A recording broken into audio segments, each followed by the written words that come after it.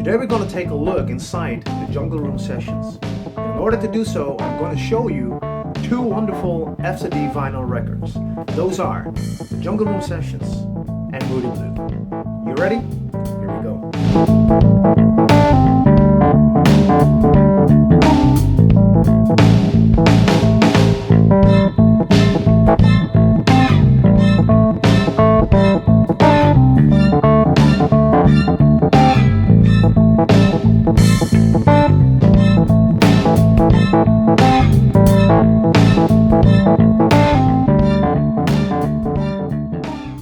In June 1977, RCA would release what happened to be Elvis' final LP during his lifetime, which is called Moody Blue.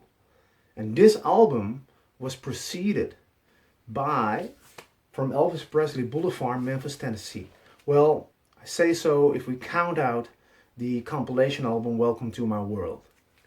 Both these albums were the result of recordings that took place inside the Den, which was a room at Graceland. That room, the Den, would later become known as the Jungle Room. Well, in this video, I want to talk a little bit about these sessions, but in order to do so, we have to go back to 1975.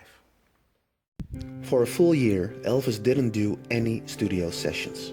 He had a gruesome tour schedule that very often made him perform 2 concerts a day. I can only imagine that in the spare free time he had, he didn't feel much of recording also.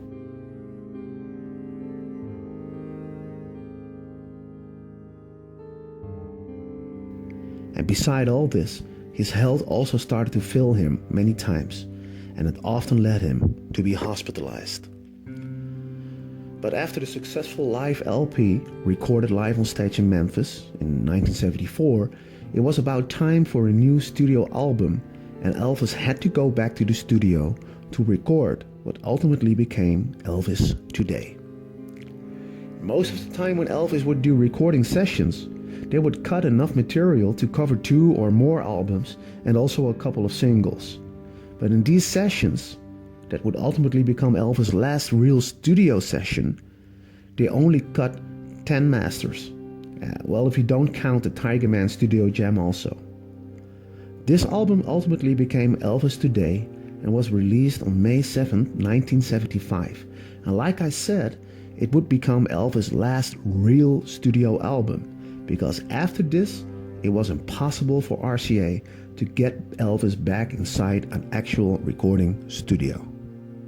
So when Elvis made a habit out of not appearing in the studio, Felton Jarvis, who was Elvis' producer at the time, came up with the idea that if Elvis didn't show up in the studio, they had to bring the studio to Elvis. And so this is where he came with the idea to bring RCA's mobile studio into Graceland. And so they did. RCA brought their mobile studio to Graceland and installed their equipment in the Den, what later would become known as the Jungle Room. This way, Elvis could record in the comfort of his own home and would maybe be more motivated to start recording new material. Recording sessions started on February 2 with the ever beautiful Bitter They Are, Harder They Fall. And in between February 2 and February 11, Elvis would cut 12 songs. Overdub sessions without Elvis would then be done between February 15 and March 24. 10 songs from these sessions would eventually make it to the album From Elvis Presley Boulevard, Memphis, Tennessee. Only Moody Blue and She Thinks I Still Care would be saved for a future release. The album would finally be released on May 16, 1976. So 10 out of the 16 masters that were cut at the Jungle Room sessions ended up on this album, From Elvis Presley Boulevard, Memphis, Tennessee. As you can see, it says recorded live. A lot of people, of course, made the mistake thinking that this was a live album, only to find out that when they played it, there was no audience present. So it was a little confusion about the fact if this was a live album, yes or no. But what they actually referred to was that this album was recorded live inside Graceland, inside the Jungle Room. But we can argue about the fact whether this is a live album or a studio album. Because here's what I think. A live album is when you start, performing in front of an audience, or not, maybe not an audience, but you record everything in one take and then without doing overdubs put it on an album. That's what I would consider a live album. But as you all know by listening to the Jungle Room sessions, many of the songs that appeared on this album and also later on Moody Blue were, Elvis did a couple of takes before they found the right master. So, and then after that, all the material went aside to studio, RCA studio, and there were a lot of overdubs done. So in fact, this is not really, in my opinion, a live record. Well, the content, I can tell you that when I heard this for the first time, I was just, a little kid. I didn't think much of this album. It really didn't caught me like all the other 70s albums. Moody Blue, for example, was one I loved already from the beginning. But this one took some time for me to start learning to love it. This one came with age. As I got older, the album started to grow on me. And at this point, actually, I think it's a wonderful album. But in comparison to Moody Blue, this is a little bit a darker tone to it. It's not really an up-tempo album. It has For the Heart, which is, some kind of an up-tempo song. But overall, the content is pretty dark and dramatic. So, but nevertheless, it's a wonderful album. Some of the highlights here, of course, are Hurt, Never Again. I like Solitaire very much. Elvis sounds very powerful on I'll Never Fall in Love Again. And also Bigger They Are, Harder They Fall is a really great tune. Anyway, this is from Elvis Presley Boulevard, Memphis, Tennessee, recorded live. There you go. Nice album.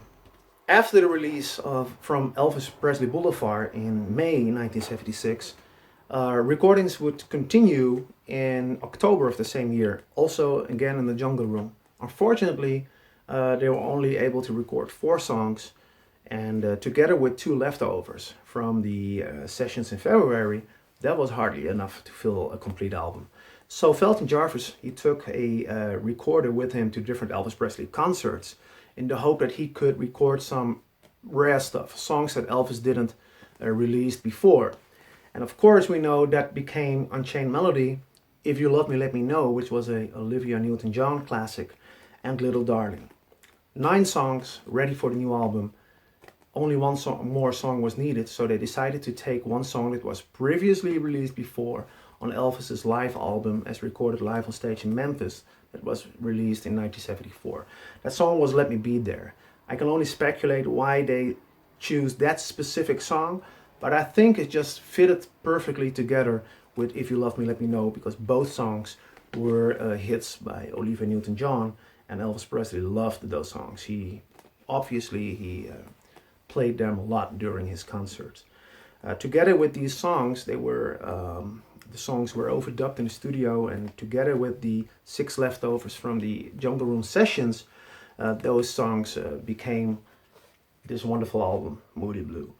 And I love this album. This album is much more positive in comparison to From Elvis Presley Boulevard. It has more up-tempo songs. I mean, it has If You Love Me Let Me Know, Little Darling, Let Me Be There, Way Down, Moody Blue. That's a lot of up-tempo song for an Elvis Presley 70s album. So the overall vibe of this album is really positive in my opinion. And I always loved this album. Right from the beginning, when I heard this for the first time, I was immediately in love. It didn't need to grow on me. And, if you think about the fact that, especially for the producers, it was so hard to get this record done, you only have to appreciate it a little bit more. Essential listening, if you ask me. If you are getting into Elvis Presley at this point and you don't know a lot of his stuff, this one is one to pick up and to essential listening. By the way, while we edit anyway, you can see the sticker here where it says the Blue Album, right?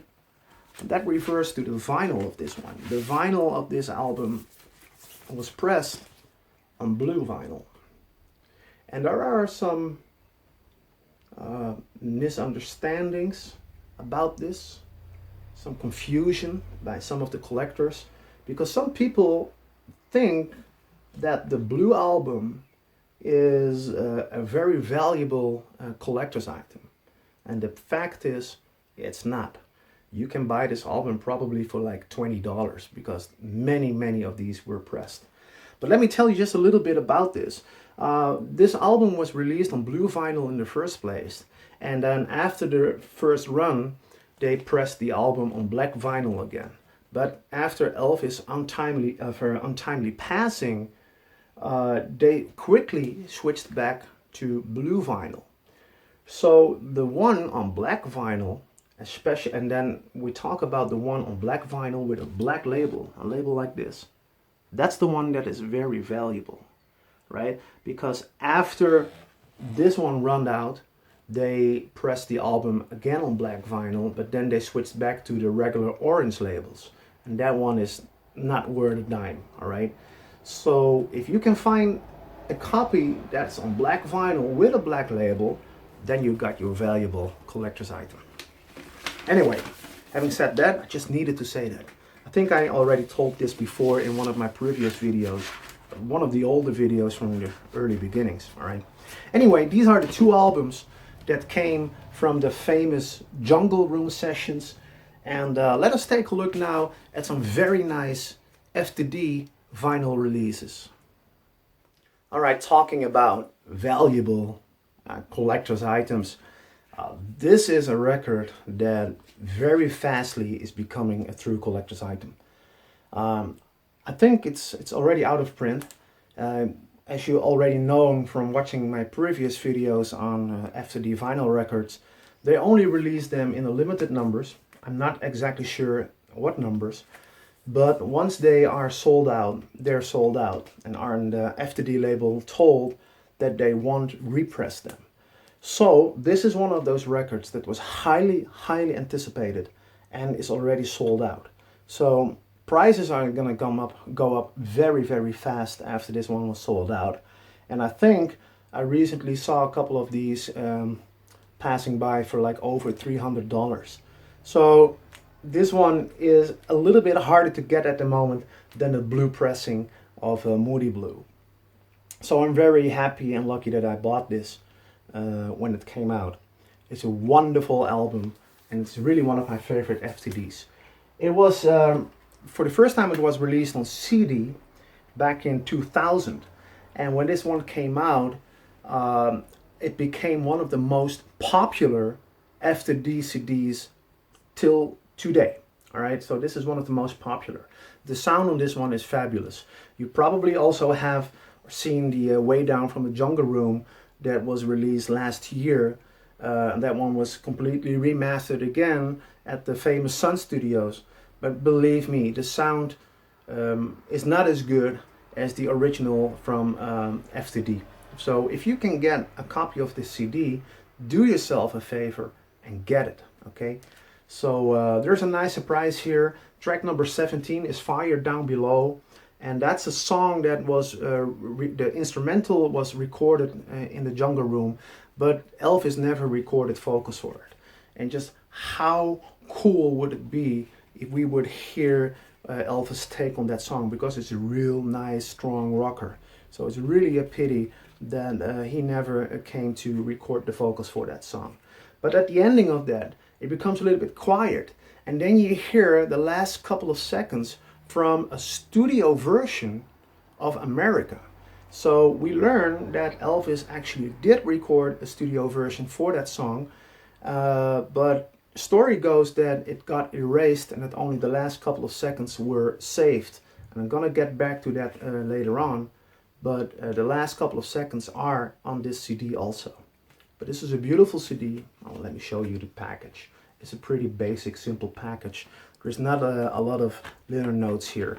Picture of the RCA studio a truck parked behind Graceland. But now let's get back to the vinyl LP. That's a wonderful LP. Like I said before, it's one of my favorite FTD records, and the track listing is also a little bit different than the CD version. There are a couple of different takes on this one. that were not on the CD version. And this one came out in 2009. It was one of the first vinyl records. So there you go. And then when I say so, then you know that the earlier vinyl records from FCD had these wonderful and beautiful glossy inner sleeves. And this one has a nice view inside the den. Like I told you before, that was the actual name of the Jungle Room. Actually, it was renamed Jungle Room after Elvis' passing. Some of the visitors of Graceland mentioned that it looks like a jungle, and that's when they decided to call that the Jungle Room. Black vinyl, 180 gram, which is very common these days. And this is the 10 colored label, which was used a lot throughout the second part of the 70s. Also, let me show you the other inner sleeve here. And this is actually not the Jungle Room, this is the music room. But again, it gives you a nice idea from some of the important places where Elvis resided inside Graceland. And then the back of the album, also taken at the Jungle Room, and then of course the track list. I'm going to give you a closer look at the ending of this video. And here we have the inside. That's the view on Graceland. And the very famous gates. And then the trophy room. Look at those golden records, platinum records, and some of his suits. Pretty cool. It must be very impressive to see that in reality, and I think some of you who have been there can tell something about it. Really nice. Well, that's the Jungle Room sessions. Again, that's really one of my favorite FTD vinyl releases. And that brings us to Moody Blue. There is no FCD vinyl release of From Elvis Presley Boulevard yet. I hope they will release that as well. I'm really looking forward to it. That would kind of like round out a sort of trilogy for the Jungle Room sessions on vinyl. This is interesting because this is actually the original artwork, the way it was intended in the first place, until they switched to the artwork we know now as the definitive Moody Blue album. I'm not sure though about the picture, the photograph, but the artwork surrounding the picture was what actually was meant to be. This picture was taken on tour in 1974, I think, or maybe 1975. It was always in Alabama, 1975. Anyway, nice picture. I really love this picture. Really cool. And look at the sticker. This one says the clear vinyl album instead of the blue album. And this is pretty interesting.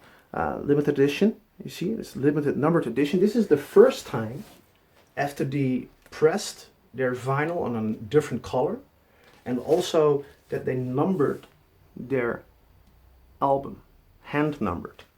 They did it again with the King Creole release. I'm going to show you the vinyl in a second. So this is the inside. This is really a wonderful album. I really love this release. It has some of the undubbed versions of Unchained Melody, because you know the final version on Moody Blue was heavily dubbed. And some alternate live versions of If You Love Me Let Me Know. And then of course some more studio outtakes. It also has the longer version of Moody Blue. It's an unedited rough mix, which takes like 1 minute longer than the final version. And I really love that one also. And like I told you before, here we have the song America.